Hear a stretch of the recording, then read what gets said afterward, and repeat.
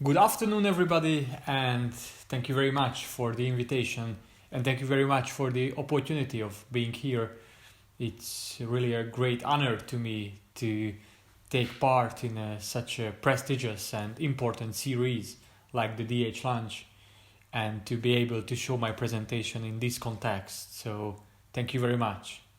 In this presentation, I would like to show a method how to identify the different types of compound and complex sentences in the Hungarian written language, and how to use it in connection to literary history and in the interpretation of literary works. The basic idea is, if we can identify the types of the connections between the clauses in a sentence, then we can also measure the relative frequency of each type within a text or a corpora, and thus to reveal how characteristic a connection type for that text or corpus. So the preliminary questions in this research are: 1. What is the topological or structural characteristic of a text at the scale of the sentence? And second, is there a historical change or tendency in these structures? First of all, let's see the corpus that I used in this research. This research is about the history of the Hungarian novel. The history of the novel, in a contemporary sense, starts in Hungary around in the 1830s-40s, which also marks the beginning of the period covered by the corpus. The endpoint is the Parallel Stories by Péter Nádas from 2005, as it would be difficult to find any aspect that provides a good method to select the most canonical works from the contemporary Hungarian literature. Canonical works are needed because from the first half of the 19th century, almost only they are available in a digitized form, which is thus define the structure of the corpus as a whole. Likewise, the number of texts and authors available from this period also determines how many texts are included in the research from later periods, as I thought proportional temporal distribution. Thus, at least 3 and maximum 8 texts from each decade were included in the corpus. This means a total of 100 novels and 173 years, which means an average of one novel in every 1.7 years. Also, for reasons of proportionality, I examined a maximum of 4 but rather fewer novels from one writer. This resulted in total of 58 authors, averaging 1.7 novels from each of them. I selected 4 writings from an author if the time gap between them is significant, so that it can be also examined whether the individual author's overview follows the historical tendencies, or we can talk about period-independent authorial fingerprints. The sources of the corpus are the Hungarian Electronic Library and the Digital Literary Academy provided the Petőfi Literary Museum in Budapest. Choosing the authors and the novels, I used books on literary history, as well as the ELTEC Cost Action Project's Hungarian collection, if their novel was marked as highly canonical. Before addressing the question of the sentence structure, I made some preliminary researches on the corpus. For example, measuring the average and the median of the sentence length of each novel, the following tendency become visible. On the one hand, there is a decreasing tendency in the 19th century, which is even clearer if we focus on the time span before the long sentence novels from the second half of the 20th century. Also, the 23 novels of Mór Jókai, the famous Hungarian novelist, from 1846 to 1895, mirror the same tendency, which means in this case that the historical change in this period is stronger than his authorial fingerprint. This change can be a result of the decreasing effect of the so-called rhetorical tradition that was very influential in the first half of the century. In this tradition, the long periods where the parallel and symmetrical position of the subordinative clauses refer to the same part of the main sentence. In connection with this, change in the history of the press as the new environment for publishing novels and the educational reforms and the changes in the teaching of reading and writing could also play an important role in the decreasing tendency of the sentence lengths. On the other hand, there is an increasing tendency in the 1970s and 80s where several authors started to develop a long sentence style. Imre Kertész, László Krasznahorkai, Péter Nádas, Péter Eszterházy could be good examples for this. The brand new novel of Andrei Nikolaidis, a Montenegroian author from 2017 with the title The Hungarian Sentence, refers exactly to this period and also in a very nice long sentence. I quote it: "The Hungarian sentence, which could be a good metaphor for life, is also long and opaque. It lacks the measure. For life that could have been narrated in another way, could have been lived in another way, with more accurate punctuation points and new paragraphs, because the concern needs points, exclamation marks. A life could be told with more awareness and less dreams, without repetitions and unnecessary detours." Quote ends here. Unfortunately, I don't have the English original, so this is just my translation of the text. But the real question emerges when we address the question that how these long or short sentence poetics from the 19th and 20th century are built up.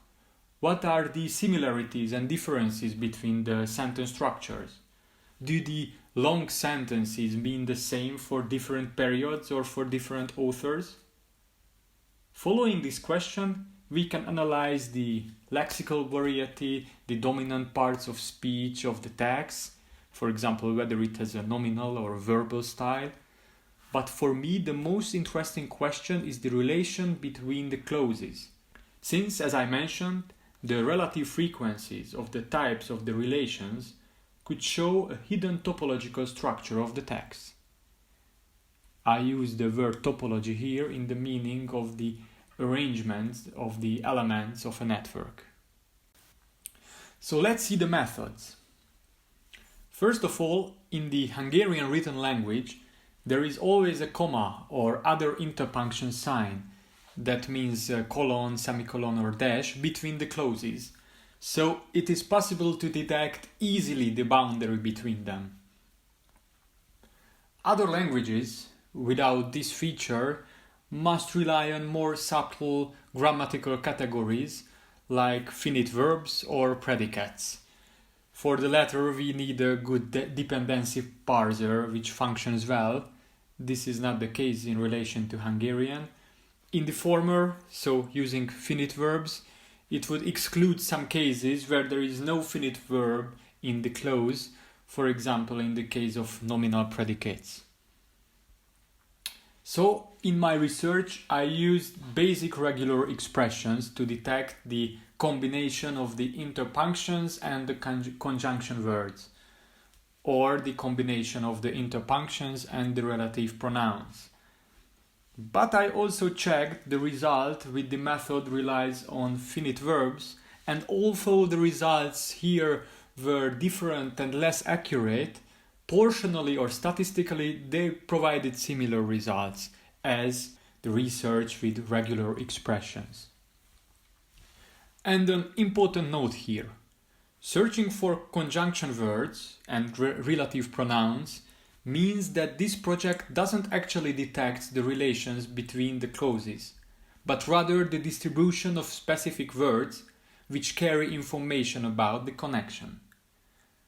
But for example, there are also cases where the connection is not elaborated by conjunction words. For example, in the sentence, "It's rainy, I stay home." So precisely, the research focuses on the connection types which are elaborated through and by conjunction words or relative pronouns in the text. Furthermore, conjunction words seem to be a good word category to search for, because as function words they provide a statistically significant amount of data which could reveal a deep structure of a text which is not reflected on the reading process, but at the same time, and unlikely to some other function words, they also carry meaning, that is the connection they elaborate between two elements, and in this sense they are easy to interpret. Establishing the different categories in the connection types, I use the traditional grammatical categories from the Hungarian grammar and the related conjunction words. But in several cases, the meaning and the usage of a word was not clear. This means usually first that how big can be the distance between the conjunction and the comma. Second, prototypically, what kind of connections they elaborate. Third, if there are homonyms, which meaning is the dominant? And fourth, whether they prototypically separate two clauses or just two parts of the same clause. In this case, we excluded it from the research. To test these cases with the help of two Hungarian linguists, Tímea Bajzát and Eszter Szlavich, we examined 100 sentence-long samples from the corpus of each case, and if more than 60% of the usage of the conjunction words or relative pronouns fall under a certain category, then we included it to the research, otherwise not. With this method, we established the following categories. I don't name now all the conjunction words, just the prototypes for each type. And there is, of course, a difference between the Hungarian and English grammar, but the prototypes, and as an overview, it is possible to explain it in English. We established 12 categories. 1. The copulative coordination, prototypically with an and.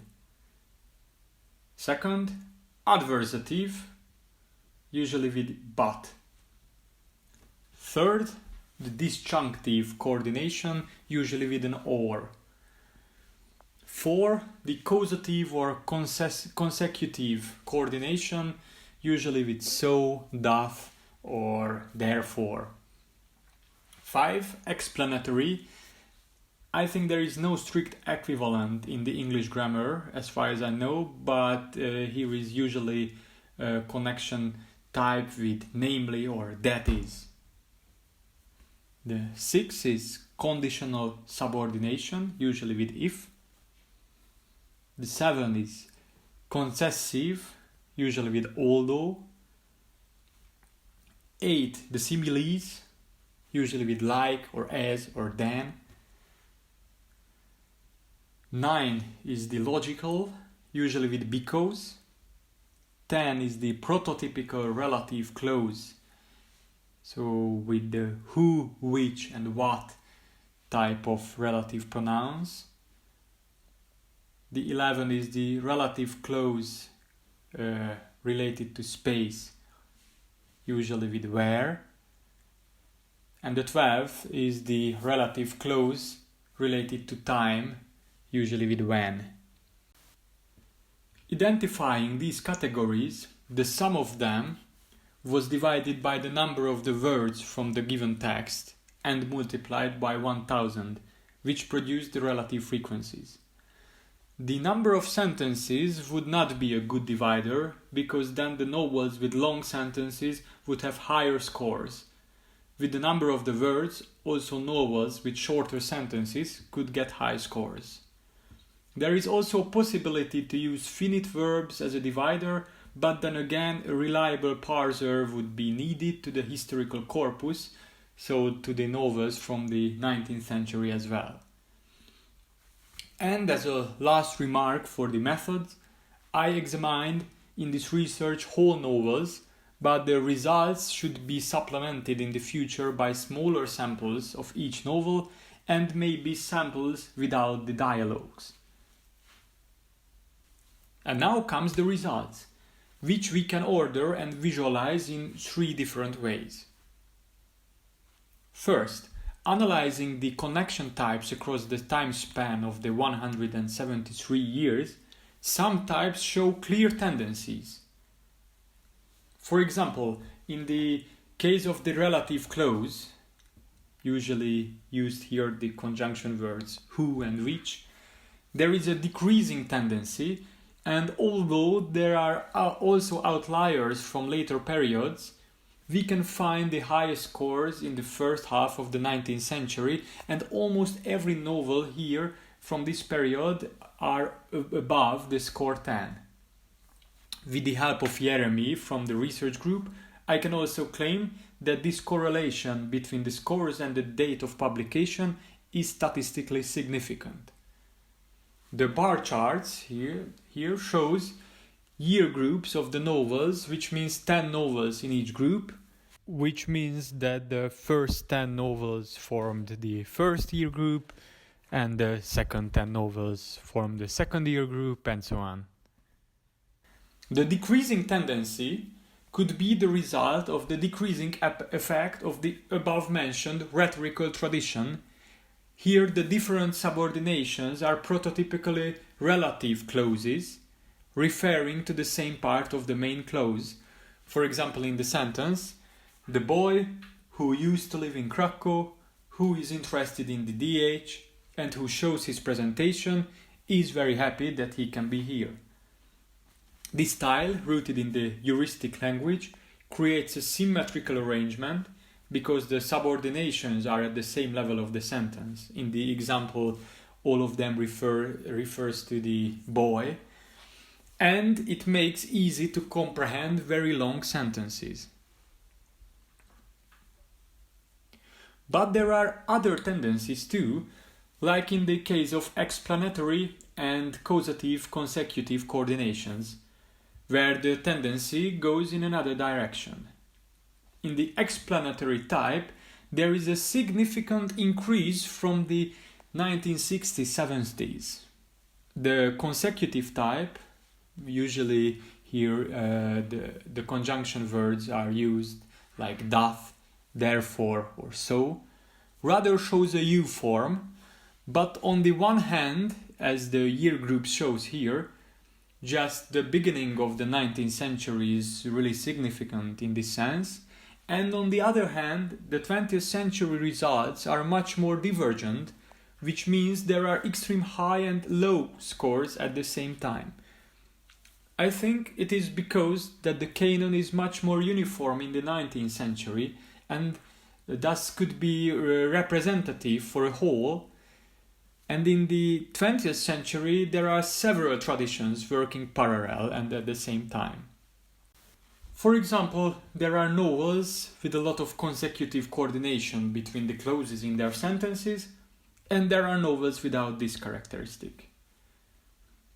The ones with the high scores are the same as the ones with the high scores in the explanatory category, and even more, there is a correlation between the sentence length and these types from this period, which could mean that in opposition with the long sentences in the early 19th century, where the relative pronouns and the relative clauses were in overweight, in this period the long sentences have a structure which relies on more explanations and relies on drawing conclusions.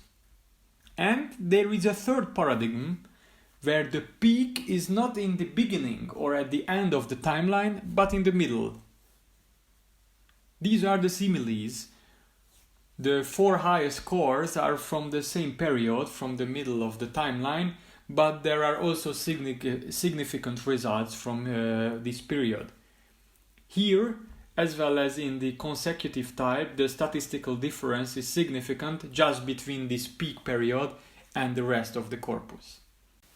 So we can say that the three paradigms that became visible are first the sentences with relative clauses, second the similes, and third the explanatory and consecutive coordinations. These paradigms are not just describe stylistic differences, like the historical change from rhetorical tradition to a postmodernism or to nouveau roman, but it also describes differences in the worldviews as well, which means that each paradigm could refer to different epistemological relationship to the world. That means that how can we describe or provide information about the state of affairs from the outside reality. Using relative pronouns, it is possible to elaborate one member of the main clause in more detail, that is, to give a description or definition of it. These definitions produce a more fixed meaning than the constant corrections, clarification, explication, and explanations of the third paradigm. The constant explication and correlation makes always a new interpretation of the state of affairs, which produces a less stable relationship to the world. And in the second paradigm, which uses similes, provide information during the comparison of two different domains. Here not the description or explication, but an analogy plays an important role. The second way to order and visualize the results is to focus on the different categories and see which novels have the highest or lowest scores in the relative frequencies.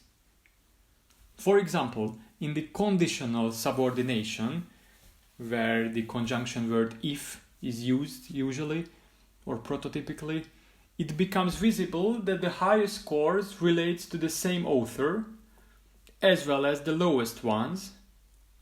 The first three is novels written by Eötvös József, and the last three is novels written by Dezső Kosztolányi, which could draw attention their authorial characteristics. In the adversative coordinations, where the conjunction word but is used prototypically, a novel from Péter Nádas, The End of the Family Story, has the highest relative frequency. As the secondary literature says, this novel is based on a denial principle, and there is a constant tension in the structure which comes from the binary opposition between yes and no, life and death, and the tension between the different worldviews offered to the child narrator, and the opposition between the unique and the universal, as Péter Balassa puts in. According to the high score of the novel in the adversative coordinations, we can complement these descriptions by a grammatical and stylistical feature, the structure of the sentences, which also creates oppositions, because this is the adversative type. In this case, the thematic and the stylistic levels mirror each other, the oppositions in the story and the oppositions between the clauses in the sentences. In other cases, there is no such a strong connection between these levels, which could, however, also lead to interesting interpretations. We can also examine that in which novel are the connections about time and space are in overweight.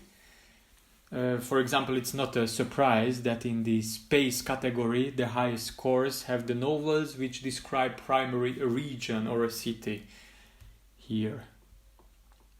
The third way to order and visualize the results comes from the hypothesis that with this method we can find all of the connections from a novel, which is of course not true, because there are connections without conjunction words or relative pronouns, and there are a lot of cases when the that is the conjunction word, which was excluded from the research. But if we treat that our findings is the 100% of the connection types, we are able to visualize the portions of each category in a given text or corpus. Here an internal structure becomes visible, regardless to the relative frequencies in each categories in relation to other novels. It is important because on the one hand, a novel could have high scores in several categories, but which one is the most characteristic of it could be seen if we focus on the internal structure and how the categories relate to each other. And on the other hand, with this method, we can also take account such novels that don't have significant scores in any categories, any relative frequencies.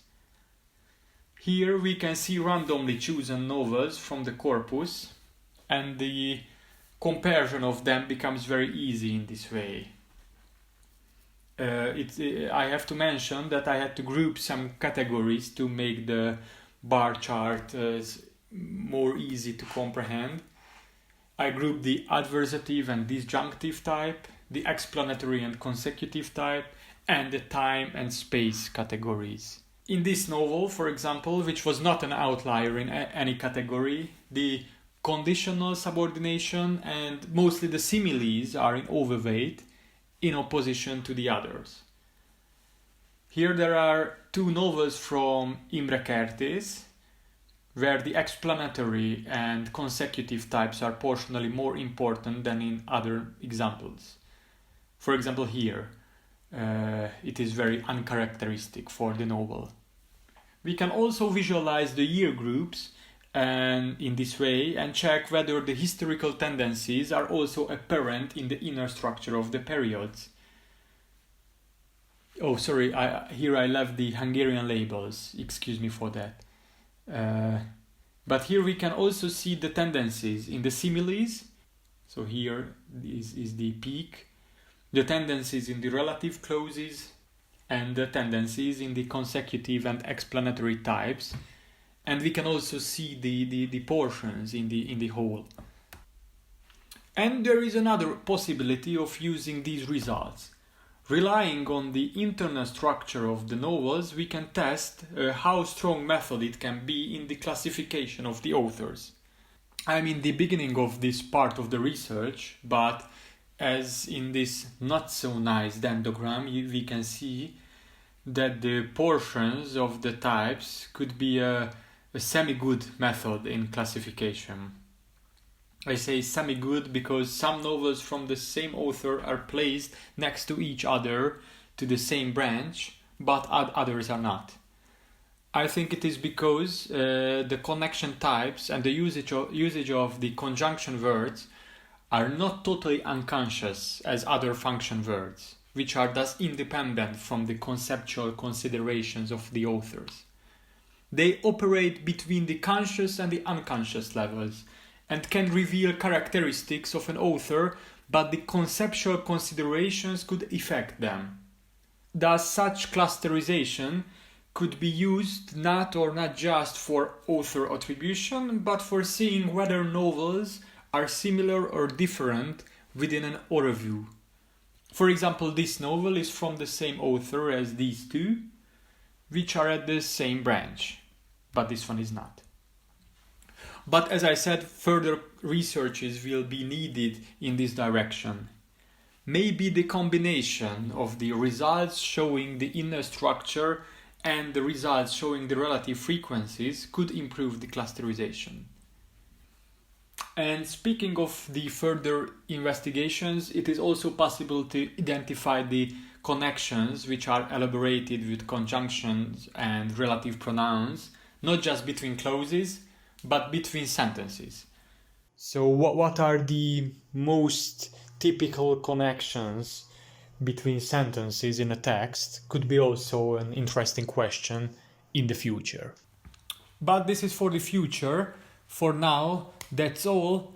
I just wanted to give an overview about my presentation, but feel free to ask any questions or add any comments to it. And first of all, thank you very much for your attention.